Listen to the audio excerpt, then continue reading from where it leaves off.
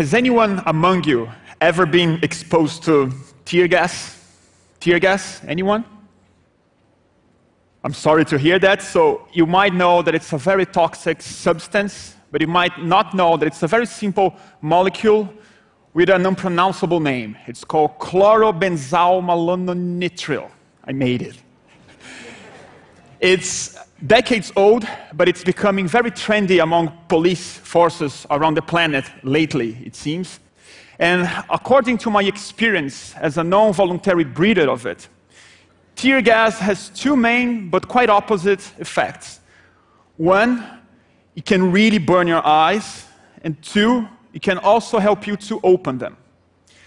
Because tear gas definitely helped to open mine to something that I want to share with you this afternoon, that live streaming and the power of independent broadcast through the web can be a game changer in journalism, in activism, and as I see it, in the political discourse as well. That idea started to dawn on me in early 2011 when I was covering a protest in São Paulo. It was the Marijuana March, a gathering of people asking for the legalization of cannabis. When that group started to move, the riot police came from the back with rubber bullets, bombs, and then the gas. But to make the long story short, I had entered that protest as the editor-in-chief of a well-established printed magazine, where I've worked for 11 years. And thanks to these unsolicited effects of tear gas, I left it as a journalist that was now committed to share new ways of sharing the raw experience of what was like to be there, actually. So in the following week, I was back in the streets, but that time I wasn't a member of any media outlet anymore. I was there as an independent live streamer.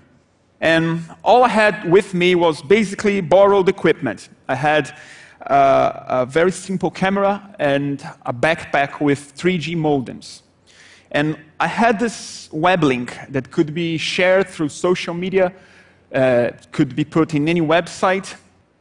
And that time, the protest went along fine. There was no violence, there was no action scenes, but there was something really exciting, because I could see at a distance the TV channels covering it.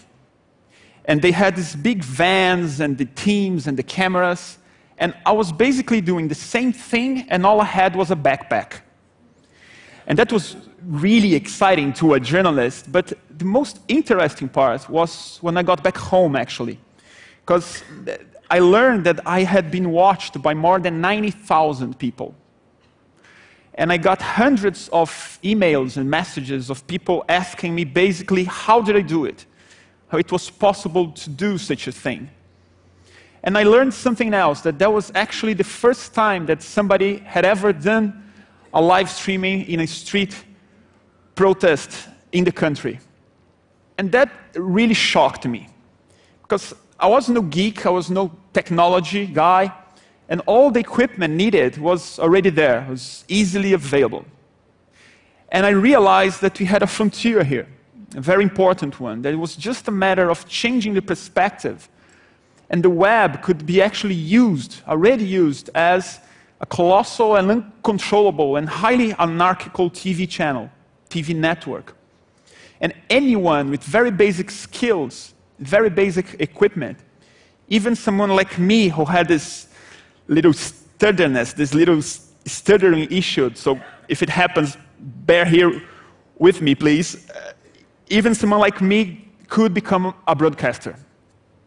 And then sounded revolutionary in my mind. So for the next couple of years, I started to experiment with live streaming in different ways, not only in the streets, but mostly in studios and at home, until the beginning of 2013, last year, when I became the co-founder of a group called Media Ninja.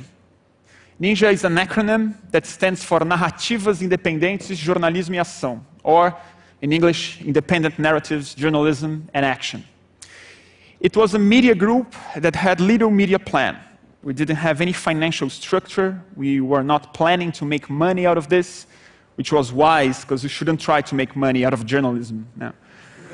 But we had a very solid and clear conviction that we knew that the hyper-connected environment of social media could maybe allow us to consolidate a network of experimental journalists throughout the country. So we launched a Facebook page first, and then a manifesto, and started to cover the streets in a very simple way. But then something happened, something that wasn't predicted, that no one could have anticipated. Street protests started to erupt in São Paulo. They began very local and specific. They were against the bus fare hike that has just happened in the city. This is a bus. It's written there, theft. But those kind of manifestations started to grow, and they kept happening. So the police violence against them started to grow as well. But there was another conflict, the one I believe it's more important here to make my point, that it was a narrative conflict.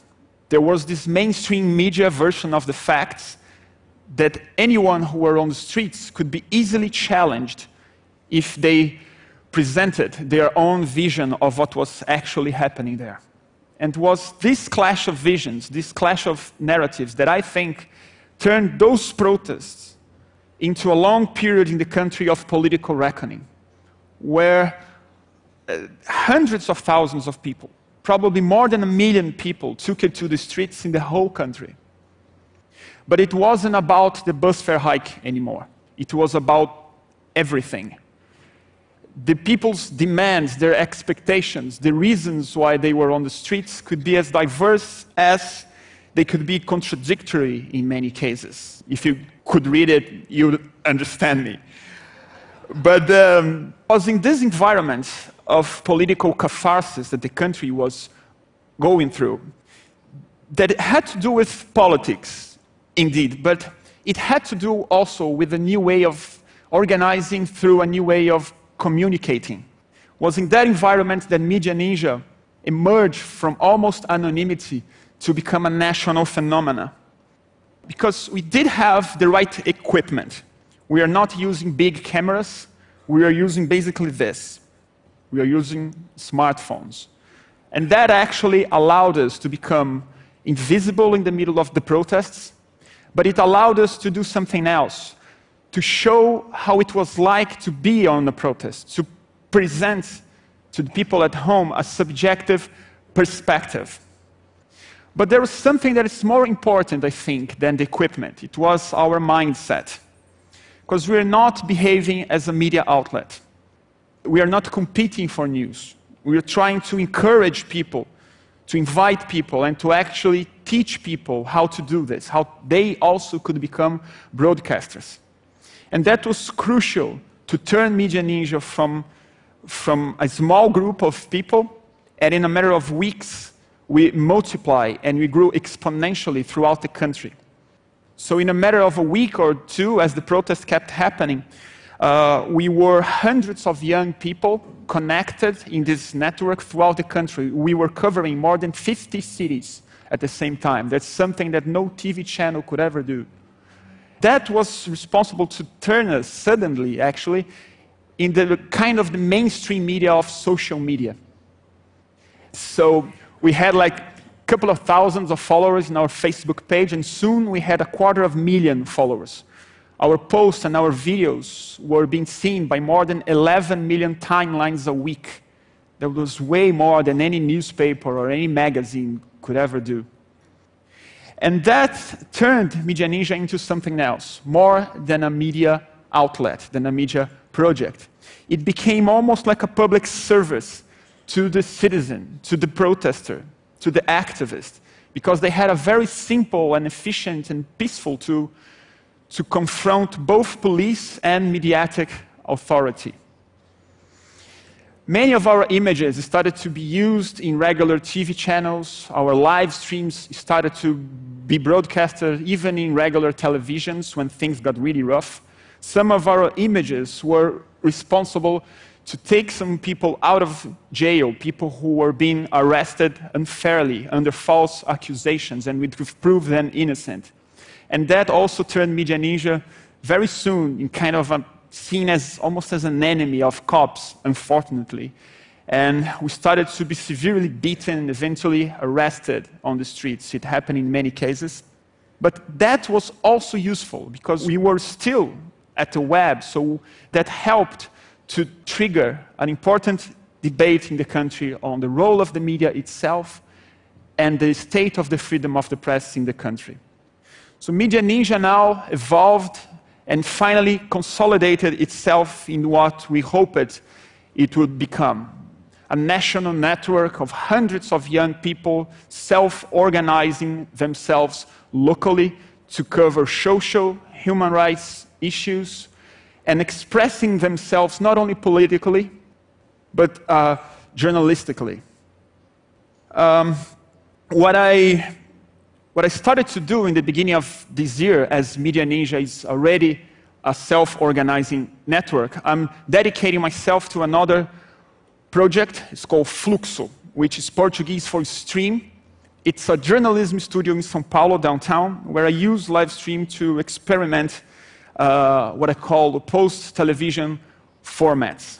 But I'm also trying to come up with ways to finance independent journalism through a direct relationship with an audience, with an active audience.